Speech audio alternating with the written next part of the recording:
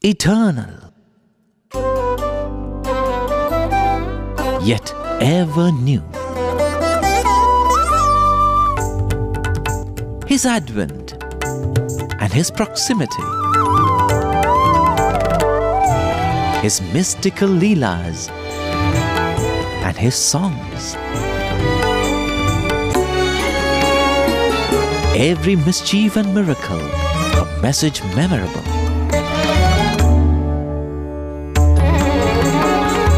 Every pain and travail, a precept enacted.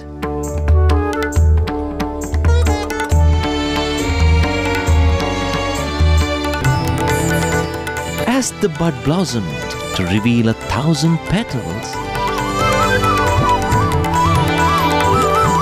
it can only be said that the fragrance of the first few years was unique.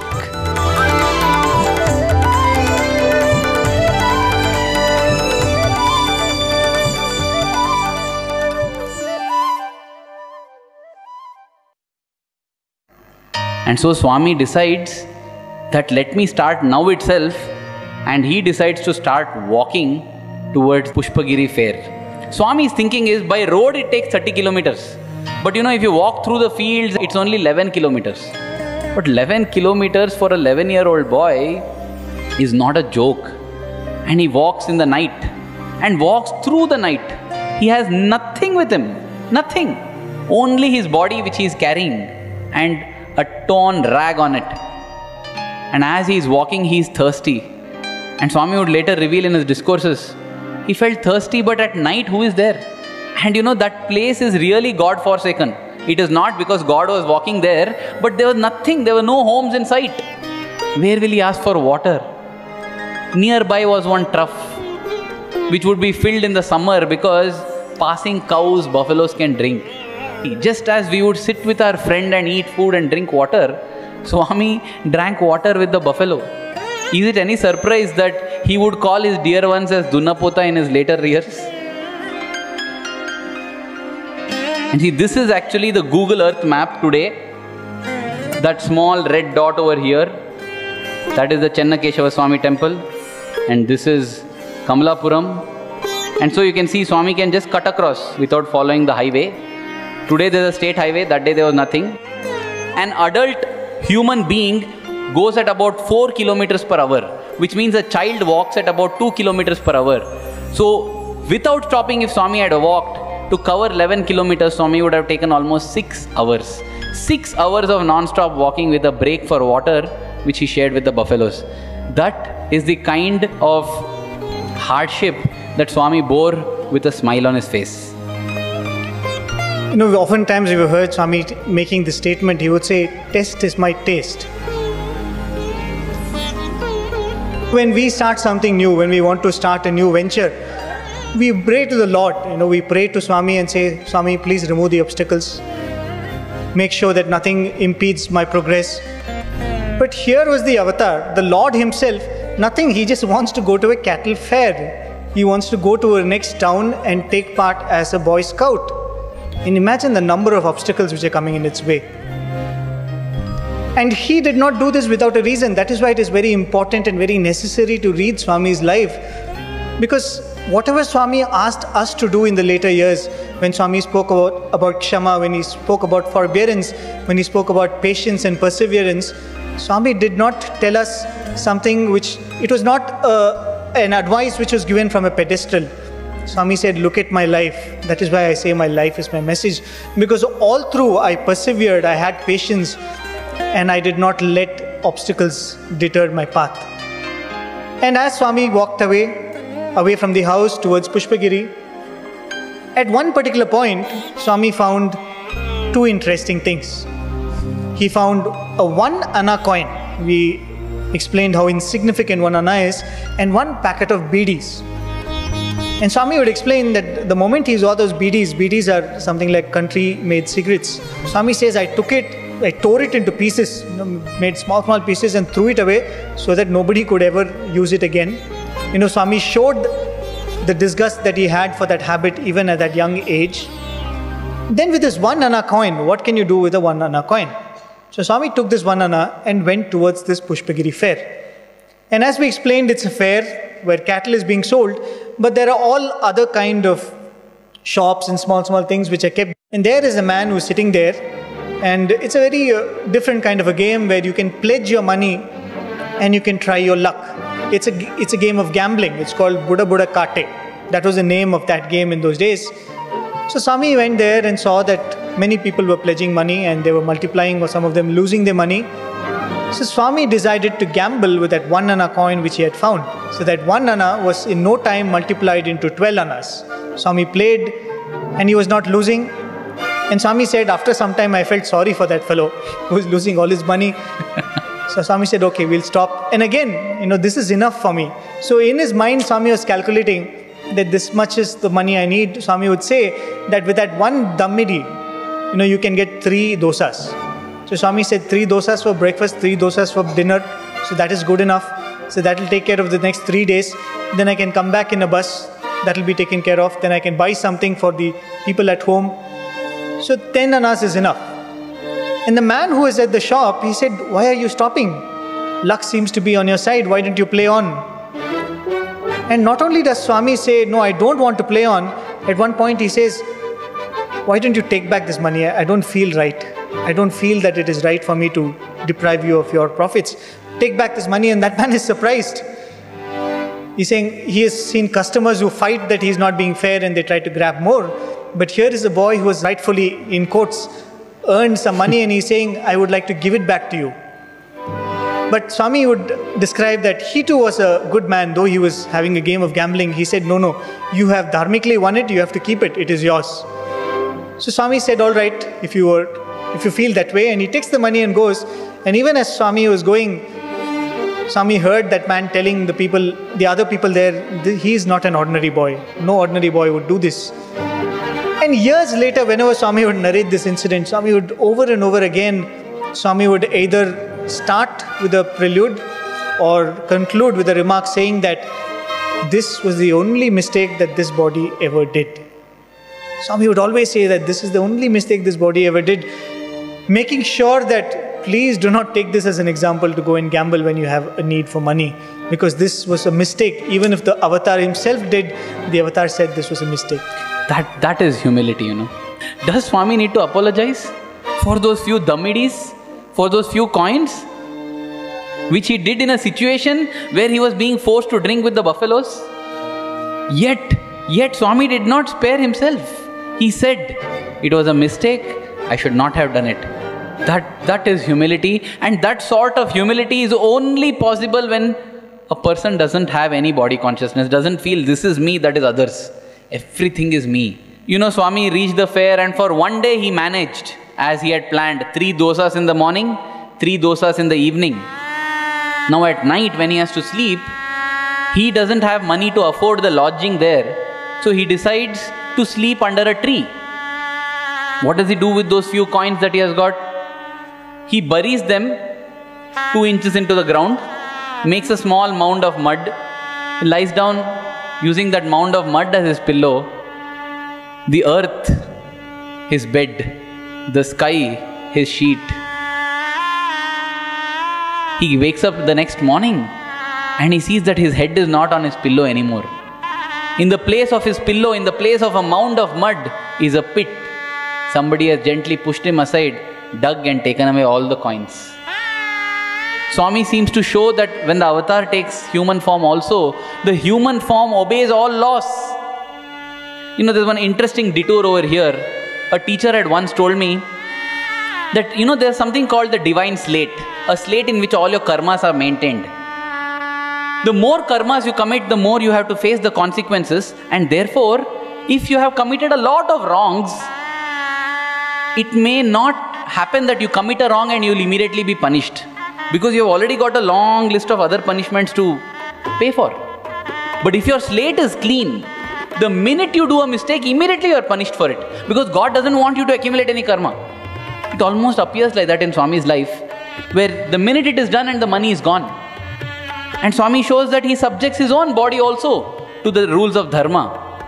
And when the money is gone, Swami just decides to go hungry. 3 days, no food.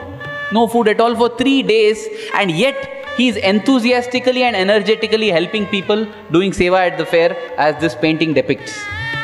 And that is how Swami spent 3 days, after which some friend noticed this, and he would secretly smuggle and keep 2 dosas for Swami. And so Swami accepted those dosas, and he would have those 2 dosas. That is how he spent the rest of the time at the fair. He never asked money from anyone, except on the last day when he asked for a few dammidis, because he wanted to buy prasadam and take home for his sister-in-law. At the time when Swami came to Pushpagiri, his sister-in-law was carrying. So he felt it would be auspicious to take some prasadam from this temple and give it to his sister-in-law. So he comes with all this prasadam and these flowers which he's bought for her. And when he enters the house, he sees that his brother has come back from his training. And Swami would describe that scene. The brother was sitting there and he was drawing lines with a ruler. And that is when he finds that little Satyam has just come in with all this prasadam. And the brother is infuriated because he's saying that my wife is carrying, she needs help at home. And where have you gone away all these days? You've left her to do all the work by herself. And he starts scolding this young boy, his younger brother, and takes the ruler and starts beating him. And Swami says that his hand gets swollen because of that beating. Because there are some other reasons why, because there is a complication in the pregnancy. And the very next day, the sister-in-law has a miscarriage. So immediately the brother sends a telegram, and as we described yesterday, Puttaparthi was not even on the postal map of this country. So a telegram can be sent only to Bukkapatnam, and somebody has to deliver it by hand from Bukkapatnam.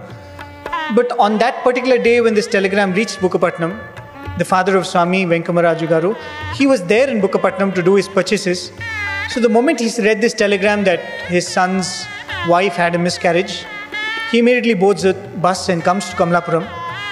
And that is when he comes to Kamalapuram, he sees that this little boy whom he has left in the care of his elder son is having a swollen hand, he's bandaged very badly. What has happened to you? So Swami immediately brushes him, said, no, I just fell down, I just hurt myself, I'm fine. It was in the time of the night that, the father pulls aside his little son. He calls him aside, and with tears in his eyes, as this charcoal painting depicts, he tells Satyam, I have heard the neighboring lady, a Vaishya woman by name Subama. She was one of the neighbors of Swami at Kamalapuram, and she has told the father. She cries out and says, why don't you have the ability to take care of your own son? Why do you leave him here? Don't you know how much trouble he goes through? She tells him about him doing household chores, getting water, getting scoldings, getting beatings. And when she tells all this, the father breaks down and he says, Satyam, I can sell salt, I can do anything, I can get money, that is not a problem. Please come back with me, Satyam. Please come back. And you know what is Swami's reply? Swami says, Father, if I come back with you now, what will again the neighbors speak? They will tell what we said is true. That is why the father has taken away the son. And on top of that, Father, this is not the right time. See, brother and sister-in-law have lost the child. They will need some support now. This is the time they need me the most. This is not the time to leave them. He has made it a point that when we need him the most, he will never let us go. We may criticize him, we may beat him. Of course, physically we will not beat him. We will beat him through our words, through our thoughts. And say, Swami, I trusted you, you let me down, Swami. Swami, why is this happening, Swami? Swami, I have put all my faith in you, what have you done, Swami? We lash out to him. We hit him and beat him with our words. But even at that time, Swami will not leave. Swami says, you may leave me, but I can't leave you. And that is what he displayed even as a little child. He said, Father, I can't come now. This is no problem. This is such a small thing. This is nothing at all. You go, Father. When the time is right, I myself will return to Puttaparthi. Today we see a lot of overseas devotees here. People from the West, people from Europe, from the southern continents of Australia, New Zealand. But in Kamalapuram, Swami had his first overseas devotee, the first foreigner, in quotes. He comes and has and recognizes Swami. And Swami has spoken many, many times about him. And he is a very famous personality by the name Wolf Messing. That's a picture of him. He's a very world-famous personality, especially during that time, during the 1930s and 40s. He was a Polish-born European who lived mostly in Germany. And what was special about him was he was a world-renowned mystic. A mystic who used to give stage shows. He had the ability to read people's minds. He had the ability to predict the future, to bend objects, lift objects, just through the power of their mind. So living in Germany, he made a very fatal prediction. Fatal for himself, because he predicted that the German army under the stewardship of Hitler will lose the day they move eastwards. So the moment he makes this prediction, he has a reputation of being very powerful and very mystical. So immediately Hitler says that get him arrested. Whoever gets him arrested will be given a reward. So Wolf Messing starts running from Germany and he goes to Russia. And in Russia, the story goes that you have the other dictator there, Joseph Stalin. Wolf Messing is already famous and his fame precedes him. So even before he could enter Russia, Joseph Stalin says, get him arrested. It's better to have this fellow behind bars. You never know what he'll be up to. So he's arrested, and after he's arrested, Stalin says that I myself will come and examine if he is really as powerful as people talk about him. So Joseph Stalin comes and he sees Wolf Messing, and instantly he kind of becomes very friendly with Wolf Messing. He finds that he's a very innocuous person. So he decides to test the abilities of Wolf Messing. He says, you have to rob a bank without any weapons, without any force, without use of any weapons. You have to go and rob a bank. So Wolf Messing takes the challenge. So few of Stalin's men escort him to a bank. They stay outside the bank and they want to see that he's doing it without using any weapons or any force, or he has to do it just using his mental powers. And this is a documented incident. He goes up to the bank and the cashier is sitting there and he hands out an empty piece of paper and he encashes 100,000 rubles with an empty piece of paper. The cashier just hands him the money. And the people of the Stalin army who are sitting there are shocked. They're saying that this man is just gone without anything. With an empty piece, a blank piece of paper, he goes and he's encashed 100,000 rubles. And later when the cashier is told that, you gave him 100,000 rubles for an empty piece of paper, he faints. He says that I thought it was a check. I had no idea that it was blank. Because through his mind, he had convinced that cashier that this was a check which he was giving. That was the power of Wolf Messing, and he arrived in India. In fact, he arrived at the Kamalapuram railway station. And when he arrived at the Kamalapuram railway station, he got out with a kind of anticipation, because he could sense that the ultimate objective of his life was here. In fact, during his discourses, Swami would say that this gentleman, tall and fair foreigner, came rushing towards Satyam. He was playing with his two friends Ramesh and Paresh, and as Swami is playing with them, Wolf Messing comes rushing, embraces him, plants a kiss on his cheek and says, I have found Atma, I have found Atma, I have found Atma. And the two friends, they are convinced that this person is a nutcase. He's a mental person who has come to kidnap their best friend. So they pull out Raju from the hands of Wolf Messing and rush home. And when they rush home, he's locked up inside. Wolf Messing comes there. He stands. And what we used to do in the 90s and 2000, or some of you even before that, Wolf Messing does then in the 1940s. Standing outside and peeping through the window, waiting for a darshan of the Lord. Because he was convinced that he saw the Atma. And that was the ultimate experience. You see, sometimes in life, tragedies occur. In the worst possible tragedy, you sometimes get the greatest gift of your life. Wolf Messing was being chased by two most powerful dictators of those times. They wanted his life. And that turned out to be advantageous, because that is what made him come to India and find the Atman, as he would say. The fame that Raju can write very nice poetry was spreading. And Swami, many times he would beautifully narrate this incident of one Kote Subbanna. This is how he looked. He had a small shop in Kamalapuram. He came to Swami and said, Satyam, you write very nice poetry. I have a new drug which has come, I'm going to sell it. It's an Ayurvedic medicine.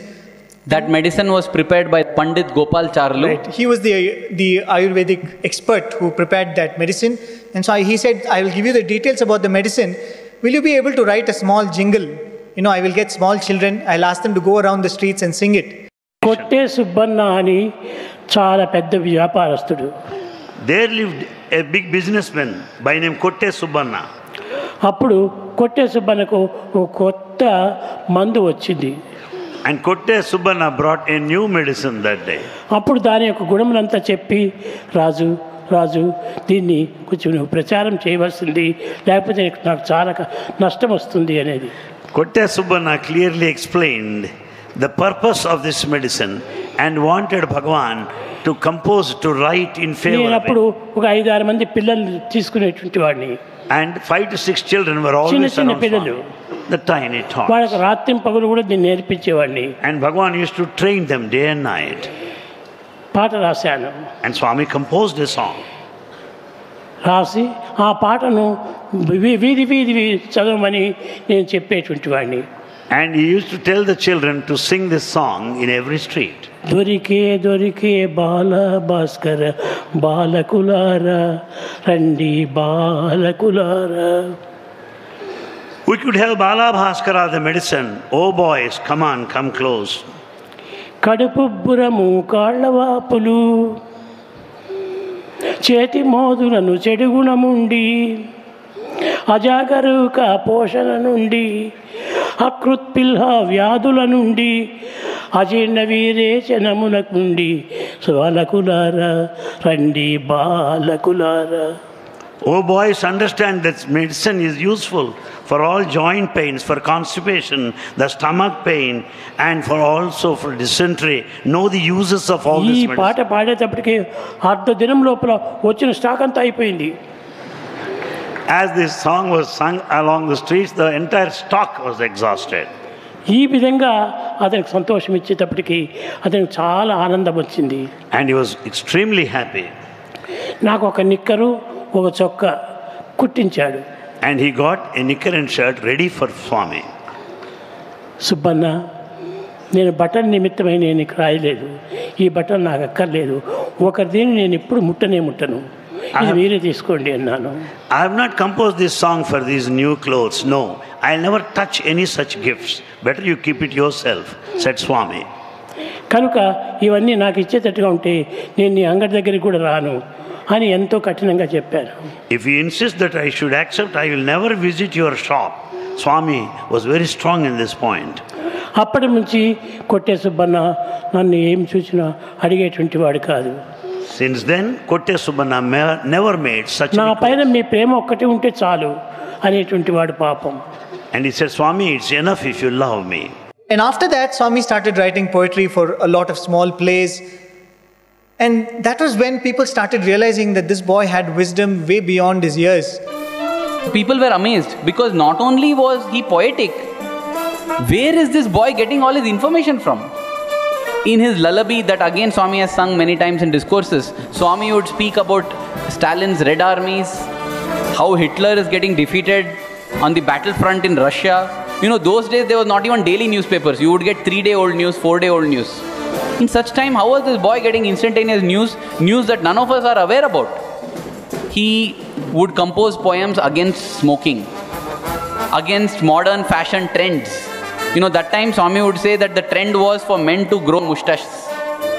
And Swami composed poems saying what is so special in moustache, even a cockroach has a long moustache. And many such poems. Swami would write about the fashion of hanging a watch from the waist or applying talcum powder to the face to make it white. As Prem said, this was the time in Kamalapuram that everyone recognized not only his capabilities as a poet, but his capabilities as a thinker, his ability to influence and inspire. We would conclude here, but we would conclude with this thought that when we talk about Swami's difficulties, he did not have clothes to wear, he did not have the right kind of food to eat. That was a time in 1930s. It was the war time. Even the cities were not getting enough resources. But we're talking about a small town, a small village, a village which was so insignificant. Many children of that age would have actually gone through some of these things. Many children would have had to carry water for their households. Many children would have had to eat the yesterday's sankati the next day. But even as we listen to these stories, we have to remind ourselves, here is a child who chose these things.